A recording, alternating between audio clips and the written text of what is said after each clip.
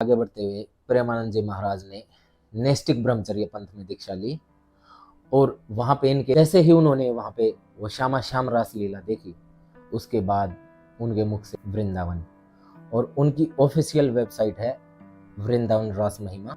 राधे राधे, स्वागत आपका फिर से एक नई वीडियो में। ये कोई ट्रैवलिंग की या ब्लॉगिंग की वीडियो नहीं है मेरी, एक बहुत ही अच्छी जानकारी इस वीडियो में मैं आपके लिए लेके आया हूँ, इसलिए वीडियो को पूरा जरूर सुनिएगा और बहुत ही महत्वपूर्ण जानकारी है। तो समय नष्ट ना करते हुए वीडियो की शुरुआत करते हैं। तो दोस्तों, हमारे देश में समय समय पर बहुत सारे साधु संत आए हैं, उन्होंने अवतार लिया है और लोगों को, जो अज्ञानी लोग हैं, भ्रम पैदा हो रहा है लोगों में, उनको एक ज्ञान का मार्गदर्शन करवाया है और उनके मन में उजाला फैलाया है।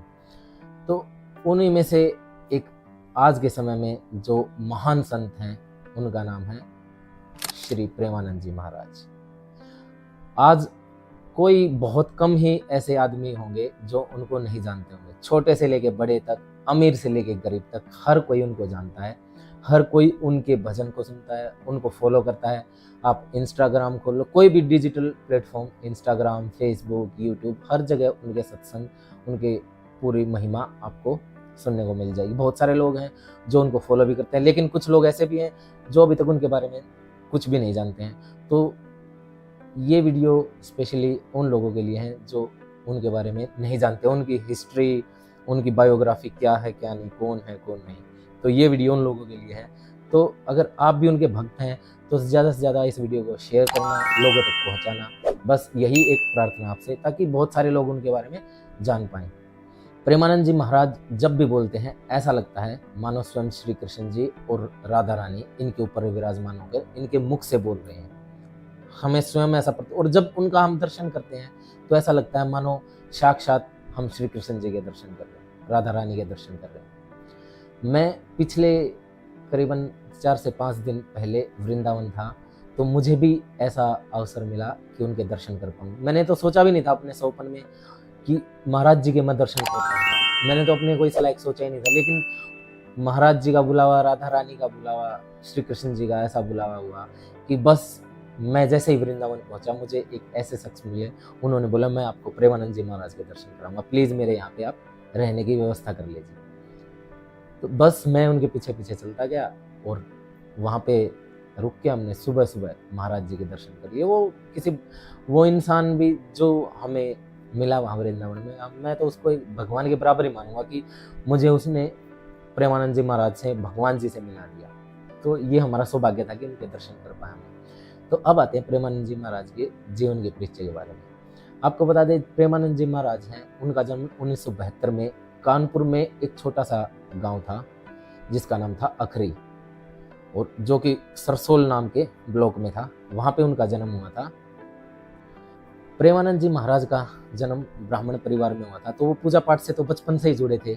और उनके जो पिताजी थे उनका नाम था श्री शंभू पांडे जी और माता जी का नाम था रमा देवी। तो 13 साल की उम्र में उन्हें आत्मबोध हो गया था कि ये जीवन, पारिवारिक जीवन मेरे लायक नहीं है। तो उन्होंने अपना परिवार छोड़ने का निश्चय कर लिया और वो परिवार को छोड़ के वाराणसी पहुंच गए। उस टाइम बनारस, अब वाराणसी है, तो बनारस में वो चले गए थे। वहाँ जाके वो जो रूटीन के वहाँ पे काम है, सुबह उठना, नित्य क्रिया से फ्री होके शिवलिंग को गंगा जल चढ़ाना, और उसके बाद वो जैसे और साधु संत थे उन्हीं की तरह वो भी लाइन में बैठ जाते थे ये भिक्षा ग्रहण करने के लिए, और लोग आके उनको भिक्षा देते थे, उसी से वो अपना जीवन चला रहे थे। और वो 3 टाइम गंगा जी में जाके स्नान करते थे। और जब वो भिक्षा लेते वहाँ वो मात्र 13 मिनट तक बैठते थे। 13 मिनट तक अगर किसी ने उनको भिक्षा दे दी ठीक है, नहीं तो वो ऐसे ही उठ के चले जाते थे और गंगा जल ग्रहण करके अपना पूरा दिन ऐसे ही निकाल देते थे।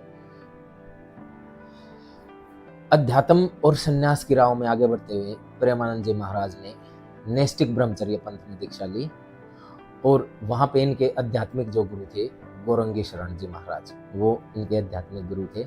उसके बाद महाराज जी ठंडी हो, गर्मी हो, तूफान हो, आंधी हो, बिना किसी कपड़ों के गंगा जी में जाके स्नान करना, उसके बाद ठंड में ठिठुरते हुए तपस्या में बैठ जाना और बस पूरा दिन ऐसे ही अपना जीवन यापन करते थे।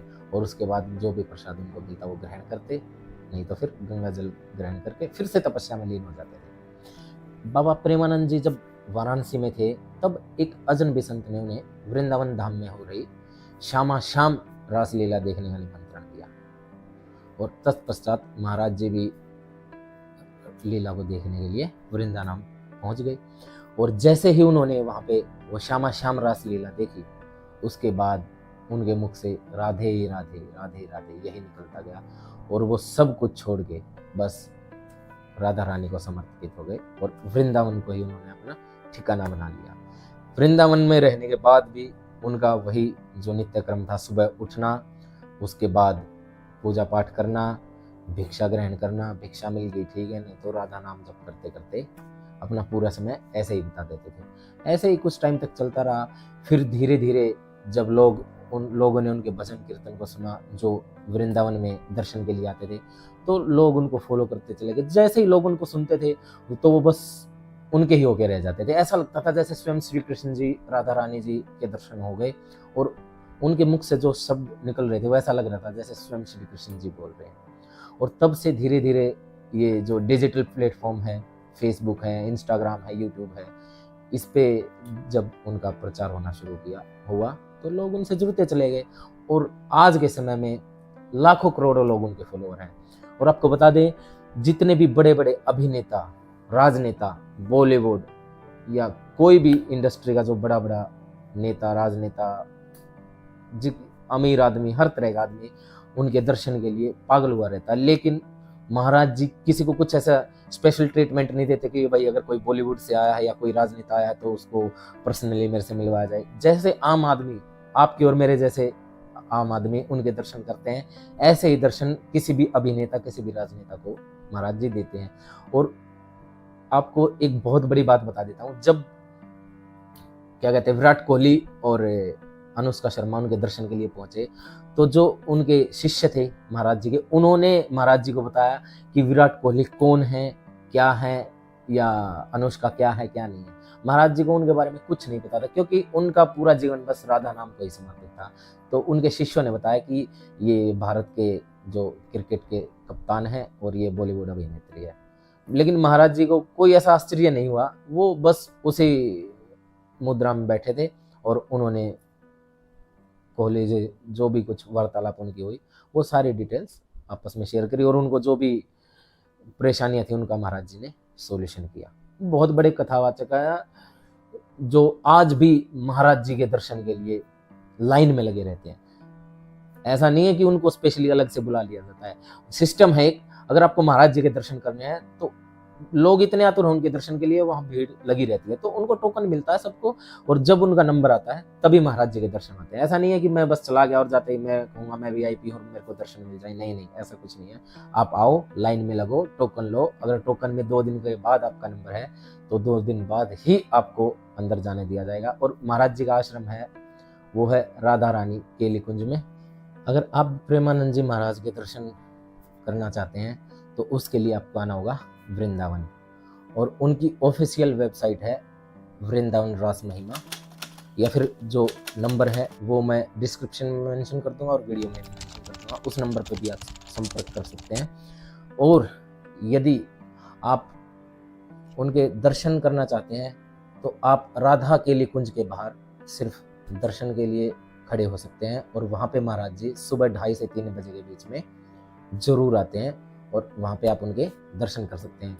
अगर आपको एकांतिक वार्तालाप करना है या फिर सत्संग सुनना है तो आपको टोकन हासिल करना होगा। उसका टाइम है सुबह 9:15 से 10:15 के बीच में, राधा केली कुंज, वहीं पे आपको टोकन मिलता है।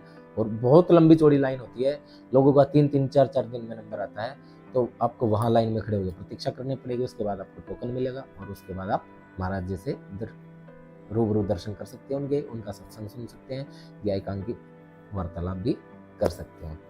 तो ये वीडियो आप लोगों के लिए बनाई मैंने, जितनी मेरे से पॉसिबल हुई, जितनी जानकारी मेरे को मिली वो मैंने आप लोगों के साथ शेयर करी।